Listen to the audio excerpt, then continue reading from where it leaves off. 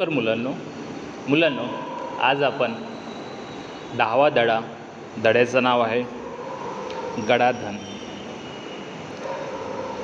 गडाधन म्हणजे काय? मतलब छुपा हुआ धन. धन म्हणजे पैसा किंवा चांगल्या गोष्टी. धन हे कुठल्याही स्वरूपाचं असू शकतं, पैसाच येत असं नाही.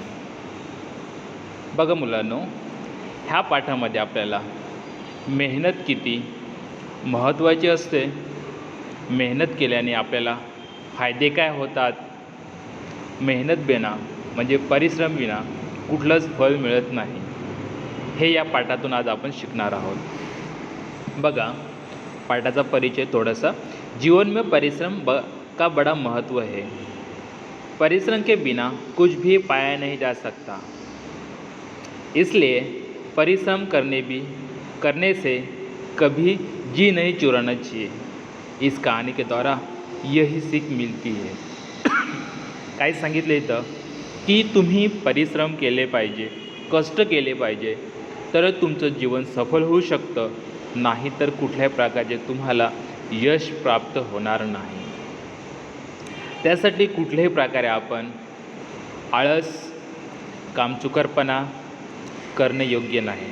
एखादी जी गोष्ट आपण ठरवली की लाईफसाठी किंवा आपल्या जीवनासाठी महत्त्वाची असते, ती गोष्ट तुम्ही मनापासून केली पाहिजे. ही शिक आपल्याला ह्या पाठातून मिळत आहे. मुलांनो, चला तर पाठ आपला शिकूया आपण. पाठाचं नाव आहे गडाधन. सुंदरपुर गांव में रामदीन नामक किसान रहता था. उसके 4 बेटे थे.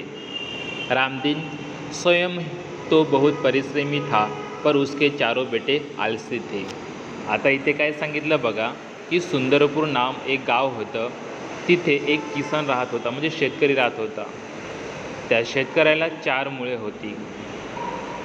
जो रामदेव नावाचा व्यक्ती होता, म्हणजे शेतकरी, तो स्वतः खूप कष्टाळू होता. स्वयं म्हणजे काय? स्वतः या खुद. तो खूप कष्टाळू होता, परिश्रमी म्हणजे मेहनती होता, पण त्याची 4 मुलं होती, ती आळशी होती. बघा पुढे. हर समय इधर उधर बैठकर गप्पे मारा करते थे. रामदेव उनके इस अल्हड़पन से परेशान था. बघा काय सांगितलं की ती त्याची 4 मुलं होती, ती खूप आळशी होती. दिवसभर इकडे तिकडे गप्पा मारायची, ती काम करत होती, कुठल्याही प्रकारे ती काम करत नव्हते. रामदीनला यांच्या ह्या छोट्याशा गोष्टीपायी या त्यांच्या ह्याच वागण्याने खूप त्रास होत होता. बघा मुलांनो, उसे हमेशा बेटों के भविष्य की चिंता सताया करती थी. वह दिन रात यही सोचता रहा की बेटे अपना पेट कैसे पालेंगे.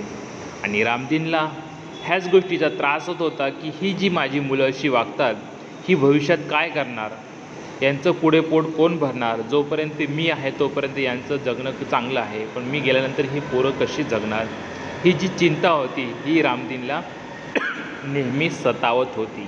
बघा मुलांनो, उसे हमेशा म्हणजे काय? नेहमी. बेटों की भविष्य की चिंता सताया करते थी. चिंता म्हणजे आपण विचार करतो. वह दिन रात ये सोचा करता कि बेटे अपना पेट कैसे पालेंगे. एक रात वह इन्हीं विचारों में खो गया. तभी उसकी पत्नी ने झिझकते हुए उसे एक उपाय सुझाया. उपाय सुनकर वह कुछ देर सोचता रहा, फिर एकाकी खुशी से उछल पड़ा. बघा गंमत काय झाली. एक दिवस रामदीन ह्याच गोष्टीच्या विचाराने तो शांत राहिला होता, आणि त्याच्या बायकोने, त्याची पत्नी, एक झिझकते म्हणजे सांगू की नको, थोडीशी भीती मनामध्ये आणून पत्नीने त्यांना एक विचार सुचवला. आणि तो विचार ऐकून रामदीन थोडा वेळ शांत राहिला, आणि त्यानंतर तो ती गोष्ट ऐकून थोडासा खुश झाला. बघा तो उपाय काय असेल. अगली सुबह रामदीन ने अपने 4 बेटों को बुलाकर कहा, मैं और तुम्हारी माँ अब बूढ़े हो गए हैं. हम दूर तीर्थ यात्रा पर जा रहे हैं. मैंने खेत में धन गाड़कर छिपा रखा है. यदि कोई ज़रूरत पड़े तो उसे निकाल कर उपयोग कर लेना. बघा गंमत काय झाली. दुसऱ्या दिवशी सकाळी 4ही मुलांना रामदीन आणि त्याच्या पत्नीने त्यांना बोलवलं आणि रामदीनने त्या चारही मुलांना काय सांगितलं की बघा मुलांनो, आम्ही आता म्हातारे झालेले आहोत, आम्ही कुठेतरी दूर तीर्थयात्रेला जायला निघालो आहोत आणि मी माझं काही धन शेतामध्ये गाडून ठेवलेलं आहे, गाडकर छिपा रखा आहे आणि जर तुम्हाला त्याची गरज पडली तर ते तुम्ही धन काढून घ्या आणि त्याचा उपयोग करा। बघा मुलांनो, अगली सुबह रामदीन ने अपने चारों बेटों को बुलाकर कहा, बुलाकर म्हणजे बोलून सांगितलं, मैं और तुम्हारी माँ अब बूढ़े हो चुके हैं। बूढ़े म्हणजे काय, म्हातारं होणं। हम दूर तीर्थ यात्रा पर जा रहे हैं, मैंने खेत में धन गाड़कर छिपा रखा है। धन म्हणजे काय, जी धन दौलत पैसा वगैरे असेल ती गाडून शेतामध्ये ठेवलेली आहे। यदि कोई जरूरत पडे तो उसे निकाल कर उपयोग कर लेना, म्हणजे तुम्हाला कधी आवश्यकता वाटली तर त्या धनाचा उपयोग तुम्ही करा। बघा मुलांनो, गड़े हुए धन की बात सुनकर बेटे खुश हो गए और उन्हें अपने पिताजी को खुशी खुशी तीर्थ यात्रा पर जाने के लिए कह दिया। आता गंमत काय झाली, आळशी मुलांना तर एक चांगली संधी मिळाली की आई वडील गावात म्हणजे बाहेर तीर्थयात्रेला चाललेले आहेत आणि त्यांनी जे धन लपून ठेवले, ती धनचा राज, ती गोष्टसुद्धा आम्हाला सांगितले। आता आम्हाला कोणी विचारणारा, इथे त्रास देणारा कोणीच नाही आहे, सरळ आम्ही ते धन काढू आणि त्याचा उपयोग करू। ऑलरेडी ते आळशीच होते, त्यांना त्या गोष्टी कुठलीची काही पर्वा नव्हती।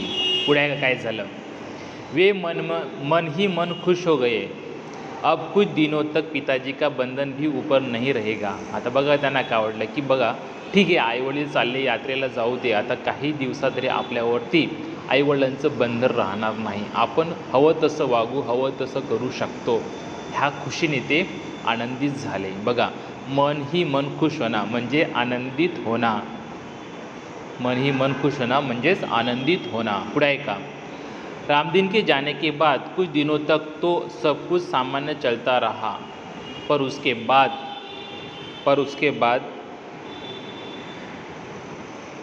बाद धन और घर का धान्य समाप्त होने लगा। बघा, काही दिवस तर व्यवस्थित चाललं होतं रामदीन गेल्यानंतर, त्यानंतर त्यांच्याकडचे जे घरात जे काही धान्य होतं, जे साहित्य होतं, सर्व जे खाण्यायोग्य ते सर्व संपायला लागलेलं होतं। बघा, अब चारों भाई और को चिंता हुई, उन्हें अपने पिताजी की कही बात याद आ गई कि जरूरत पड़े पर खेत में गड़ा धन निकाल कर लेना। आणि त्यानंतर त्या चारही मुलांना आठवलं की आपल्या वडिलांनी आपल्याला काहीतरी सांगितलेलं आहे की जरूरत पडे पर, मतलब जेव्हा आवश्यकता असेल तेव्हा तुम्ही ते जे धन आहे शेतातलं ते तुम्ही बाहेर काढा आणि त्याचा उपयोग करा। मुलांनो, ही स्टोरी, ही गोष्ट इथंपर्यंत मी शिकवतो, राहिलेला पाठ आपण पुढच्या पाठात शिकूया। धन्यवाद।